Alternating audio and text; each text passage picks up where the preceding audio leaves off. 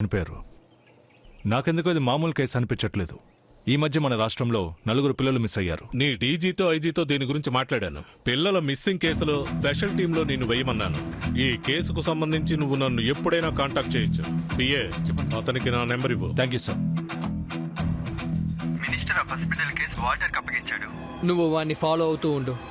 వాడెక్కడికి వెళ్తున్నాడో ఏం చేస్తున్నాడో గమనించు.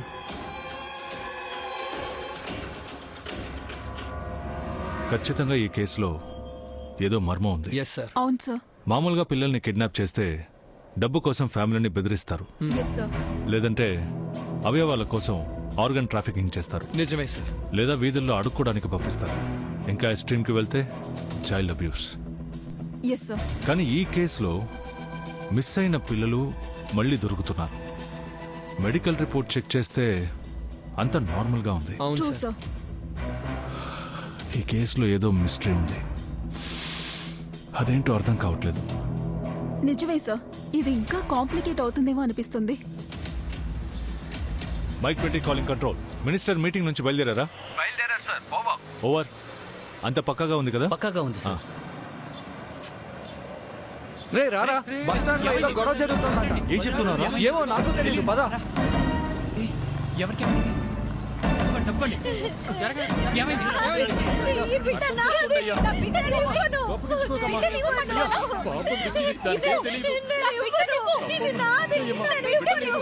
మేడం, బేబీని తీసుకోండి.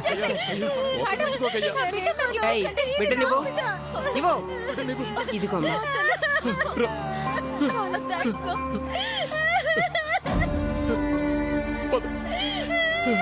ఏంటి బాయ్, ఆవిడకి బాగుండనప్పుడు ఇంట్లో ఉంచొచ్చు కదా, ఎందుకు పబ్లిక్ ని డిస్టర్బ్ చేస్తున్నారు? సార్, నన్ను ఇంకా గుర్తుపట్టలేదా?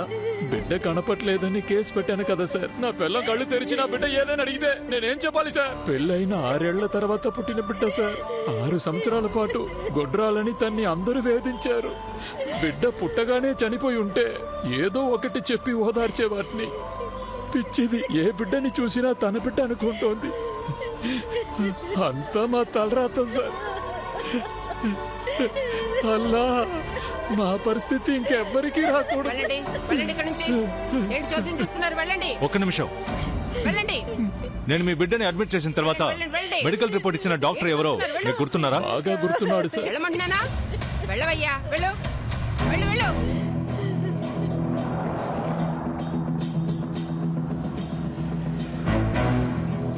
అవును. ఏంటయ్యా ఇక్కడ? రే, అందితే తల, అందకపోతే కాళ్ళు. పోరా, పోయి పని చూసుకోరా. రే, టాబ్లెట్ లోపల పెట్టు. సరే అన్నా. సార్, సార్, ఆ డాక్టరే సార్. తప్పకుండానా? నేను తాగి డ్యూటీకి వస్తున్నానని డాక్టర్కి చెప్పకు. చెప్తే చంపేస్తా. సరే బాయ్, మీరు బయలుదేరండి, నేను చూసుకుంటాను.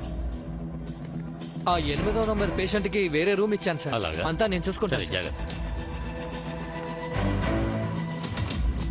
ఆయన సార్, డాక్టర్ మోహన్ సార్. ఏ టైపు? సార్, చాలా మంచివారు సార్. ఓకే.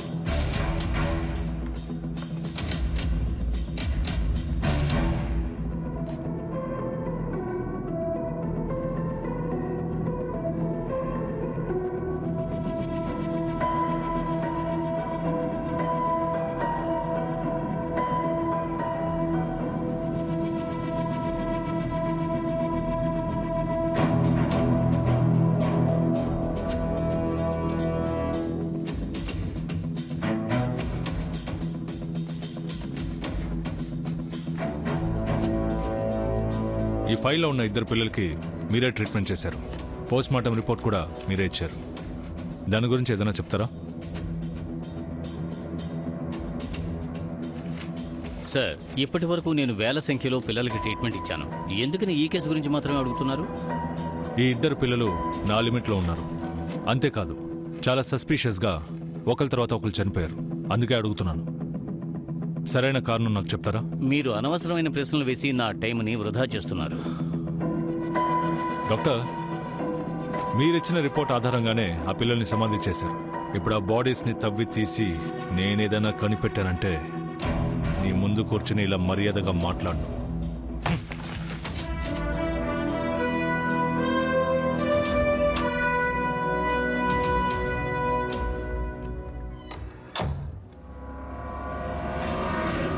హలో. ఇప్పుడు మీరు వింటున్నారు రేడియో మిర్చి. నేను మీ కీర్తి. కుంభకోణం పట్టణంలో ఈ రోజు అనేక చోట్ల అన్నదాన కార్యక్రమాలు జోరుగా సాగుతున్నాయి. మరి ఇలా బిర్యానీలు వడ్డించడానికి కారణం ఏంటో చెప్తే మీరు ఆశ్చర్యపోతారు. ప్రజాపక్ష నేత బాలా చనిపోయి నేటికి ఏడాది అవుతోంది. ఆయన జ్ఞాపకార్థం పట్టణంలో ఈ రోజు అనేక చోట్ల అన్నదానాలు జరుగుతున్నాయి. ఆయన అభిమానులు, కార్యకర్తలు ఈ కార్యక్రమాన్ని నిర్వహిస్తున్నారు. మరణించిన తమ నేతని గుర్తు చేసుకుంటూ పేదలకు అన్నదానం చేసి సంతోషపడుతున్నారు. రేడియో మిర్చి అభిమానుల కోసం ఎంతో అద్భుతమైన అదిరిపోయే పాటలు ప్రసారం వాటర్ బాటిల్ ఇవ్వండి. రేడియో మిర్చి చాలా హాట్ గురు మెగాస్టార్ మెగా హిట్ సాంగ్ ని ఇప్పుడు మీరు వినబోతున్నారు.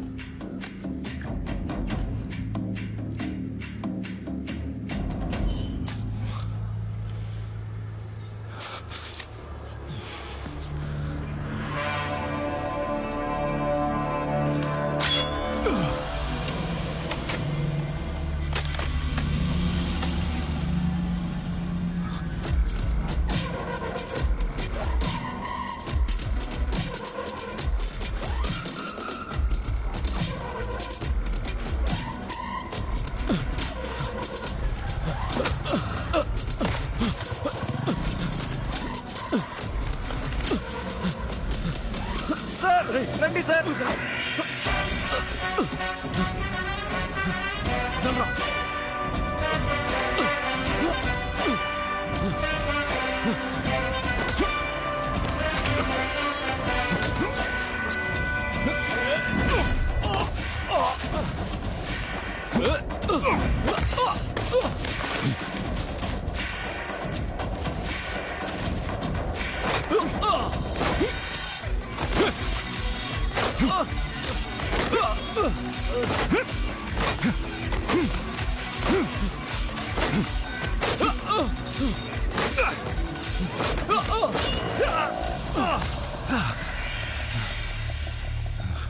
Hey!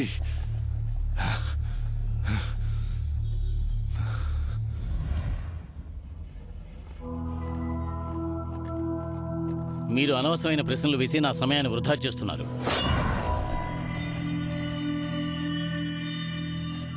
సార్ సార్ మీకు తెలియదంటే ఏం లేదు. ఎందుకైనా మంచిది మీరు కొంచెం నిదానంగా హ్యాండిల్ చేయండి సార్. హెడ్డో, మిగతా పోలీసుల గురించి నాకు తెలీదు. నాకెందుకో అనుమానంగా ఉంది. మామూలు విషయం అయితే నాకు డౌట్ రాదు. ఒక్కసారి నాకు డౌట్ వస్తే అది ఖచ్చితంగా మామూలు విషయం అయి ఉండదు. ఆ పిల్లల ఫైల్ తీయండి. అక్కడుంది.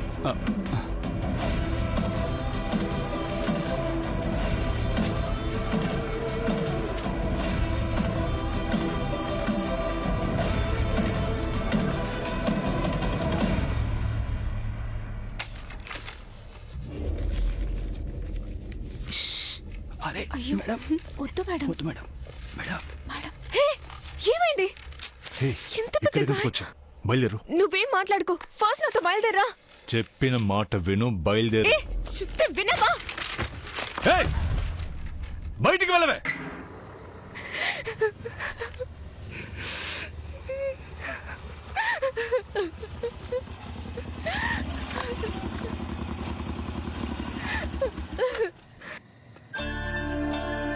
రాజీ,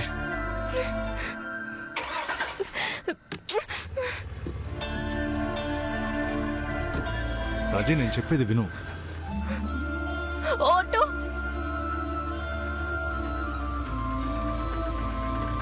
సార్ ఎక్కుతారా? అవును.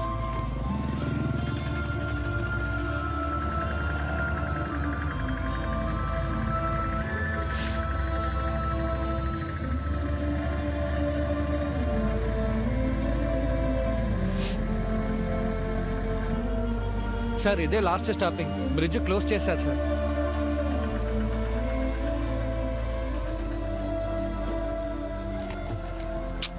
ఒక్క నిమిషం ఆగు. ఇప్పుడు కూడా నువ్వు నా కోసం రాలేదు. హే, అలా అంటున్నావేంటి? లవ్ చేస్తే సరిపోతుందా? నీతో జస్ట్ 5 minutes స్పెండ్ చేయడం కోసం ఎంత దూరం నుంచి నేను వస్తున్నాను. ఒక్కసారి ఆలోచించావా? తప్పు నాదే. ఇప్పటి వరకు నా లవ్ని ఎప్పుడు మాటలతో ఎక్స్ప్రెస్ చేయలేదు. ఎందుకంటే నాకు చేత కాదు.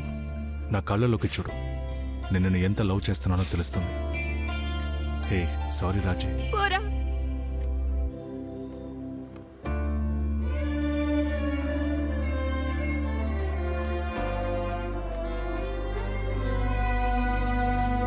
5 ఏళ్లుగా నీకు సారీ చెప్పే ఛాన్స్ కూడా నాకు దొరకలేదు.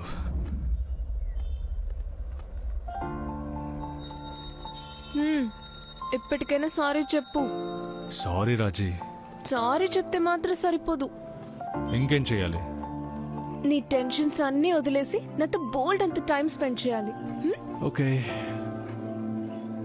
హే, నాకు ఐస్ క్రీమ్ కావాలి. అలాగా కొన్ని ఉండు, నేనే కొంటాను. అన్నా 2 ఐస్ క్రీమ్స్. సరేమా.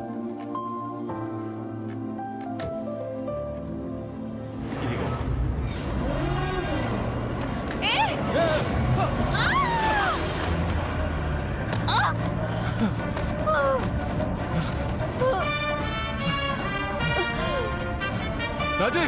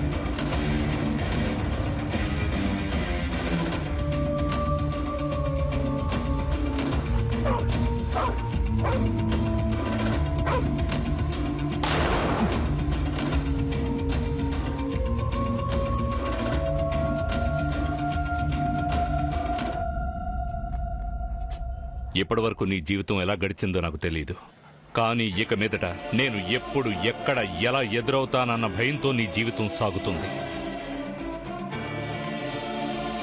నీకు దేవుడి మీద నమ్మకం ఉందా? ఉంటే వేడుకో, ఇంకెప్పుడు నువ్వు నేను కలుసుకోకూడదని. పోలీస్ చంపలేదని చెప్పారే,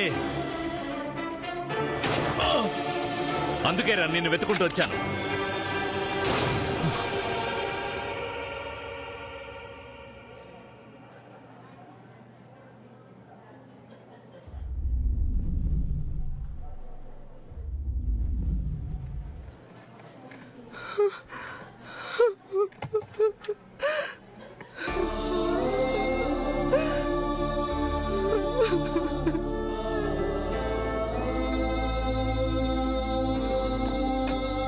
సార్, ఎక్స్క్యూజ్ మీ, కొంచెం బయట వెయిట్ చేస్తారా? బయట వెయిట్ చేయండి ప్లీజ్.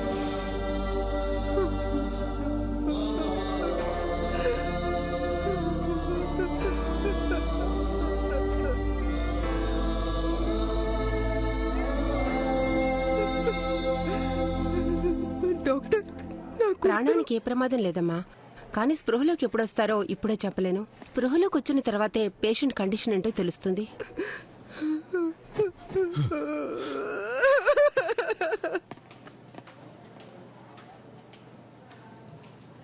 పోలీసు ఉద్యోగం వద్దని మీరు ఎందుకు అన్నారు నాకిప్పుడు అర్థమైంది. నేను నా జాబ్లో సీరియస్గా ఉండడం వల్ల చుట్టూ ఉన్న వాళ్ళ గురించి ఆలోచించలేదు. నన్ను క్షమించండి మావయ్య. 5 ఏళ్లుగా తనకి నా మీద ఉన్న నమ్మకం వల్లే నేను బతుకున్నాను. మా ఇద్దరి మధ్య అభిప్రాయ భేదాలంటూ ఎప్పుడు రాలేదు. ఒక తండ్రిగా అందరికీ ఉండే భయమే నాకు ఉండేది. నా కూతురి జీవితంలో ఏం జరగకూడదు అనుకున్నానో అదే జరిగింది. నా కూతురు కోలుకుని మళ్ళీ నా దగ్గరికి వస్తుంది. తనకి నీ మీదున్న ప్రేమ నిజమే అయితే